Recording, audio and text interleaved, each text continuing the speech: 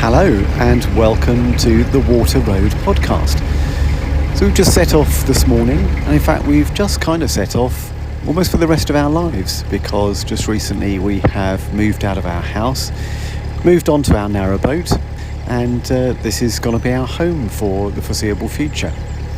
And at the moment we're just heading north. I'm on the Grand Union Canal in Northamptonshire at the moment. The birds are singing. It's a lovely spring morning. A bit colder than it was yesterday, but it's not too bad. And we're heading towards the locks at Stoke Bruerne.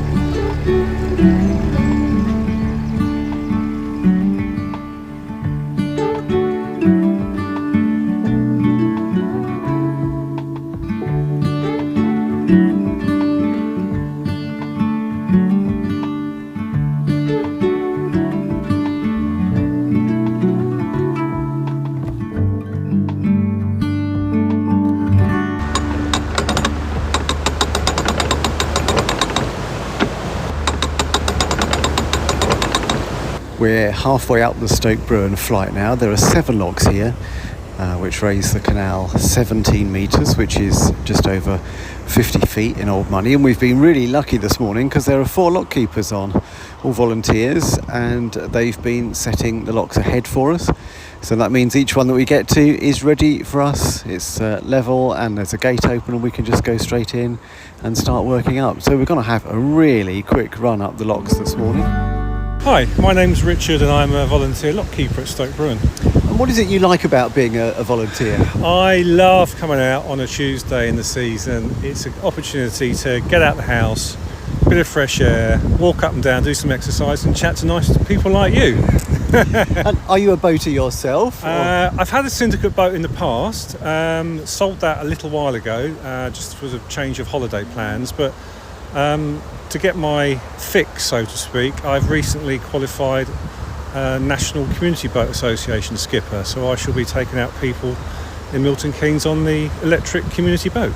So the canals are really kind of in your blood then? I love the canals, yeah. I used to live as a boy with a canal down the end of the garden, Basingstoke Canal, all disused, but used to play on it, and it's my happy place. And I don't know whether you feel the same, but when I used to work of a Friday, go out of an evening on the canal, get on the boat, 5 minutes away, and that's it. Fantastic. Nothing like it. And is that what most of the lock keepers here think? Is it just something that really attracts them? I think similar to me, they like, we all like the canals. Obviously, you wouldn't do it if you didn't like the canals, but we enjoy the exercise, we enjoy helping, and we enjoy chatting to people. That's a big thing with lock keeping, is just random conversations, and it's all slow, isn't it? And it's nice to see what people are up to and what they're doing. And then obviously with the we're a little gang on Tuesday, so we're a bunch of mates, and it's nice to see each other, and we take the mickey out of each other, and so it's good fun.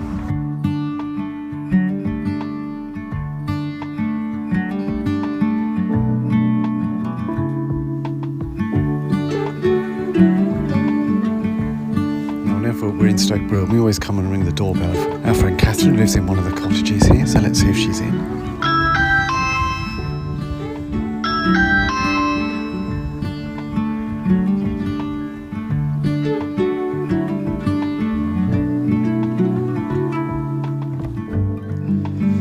Right, so Catherine, so you live in one of the cottages that overlooks the top lock, which everyone will have seen if they've ever been to Stoke Bruerne. So what's the history of the building?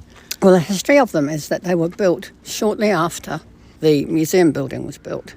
The museum building was originally built in about 1846 as a warehouse, and then it became an animal feed mill with a great big steam engine in it, which is why it had a huge chimney.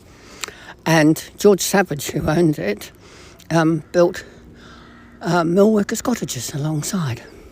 Because they're quite small cottages, but they're tall, aren't they? So it's a weird shape. They're a bit like a TARDIS, really. They are 4 floors, so there's a basement, a towpath level, another floor, and then another floor at the top. And you mentioned the building with the chimney, the big steam engine. That's not here anymore. No, the chimney was right alongside where we're standing at the moment, and it was taken down in 1914, and it filled a big hole in the museum green, and it's still there to this day. The other interesting thing, by the way, about the cottages is that no one knows exactly when they were built.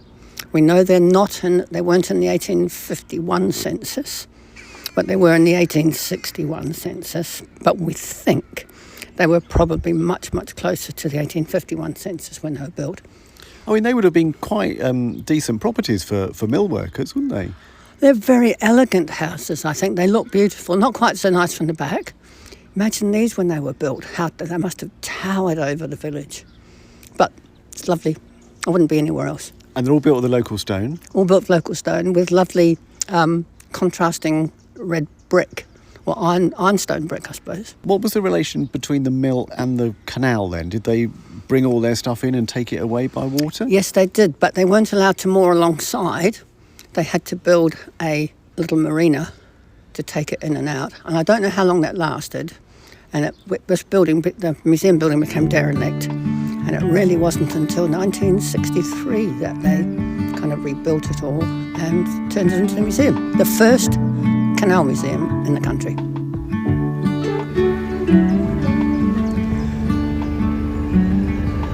Well, it was lovely to see Catherine in Stoke Bruerne, and just along from the village is Blisworth Tunnel, which we are just about to enter. It's over 3,000 yards long, takes about half an hour or so to get through.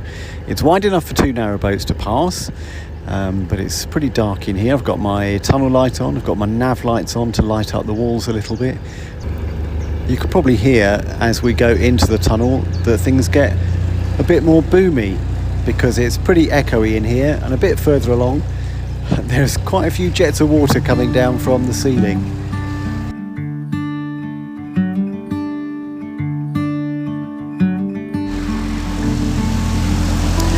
It's actually quite interesting how they built the tunnel. So what they would do is they would plot out the route on the hill above, and they would sink some shafts down to the correct level, and then they would tunnel in each direction from those shafts, and hopefully, if they'd done it right, all the tunnels would meet up and eventually be one long tunnel.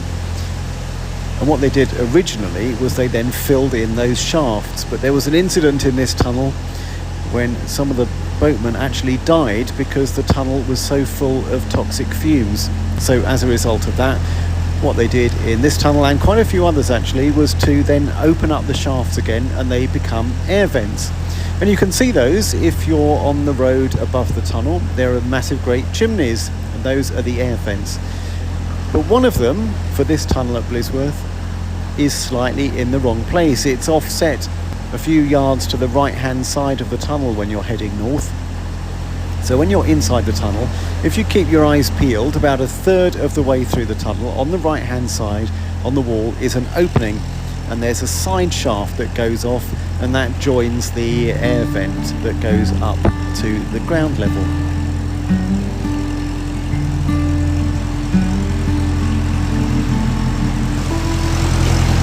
Now, back in the 1970s, the tunnel was actually closed to traffic because it was in such poor condition. So the middle section of this tunnel was replaced. And rather than the brick lining that you get at each end, the central section is made of big concrete rings. In fact, there's one on the bank just outside the entrance to the tunnel at Stoke Bruerne, so you can see how big it is.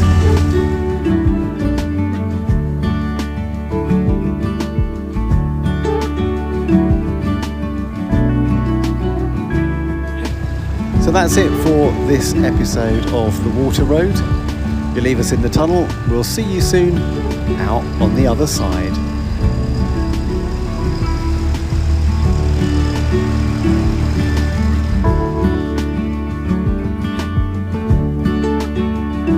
The Water Road podcast is produced and presented by me, Adam Porter. Please follow or subscribe, depending on where you get your podcasts from, so you're alerted to future episodes.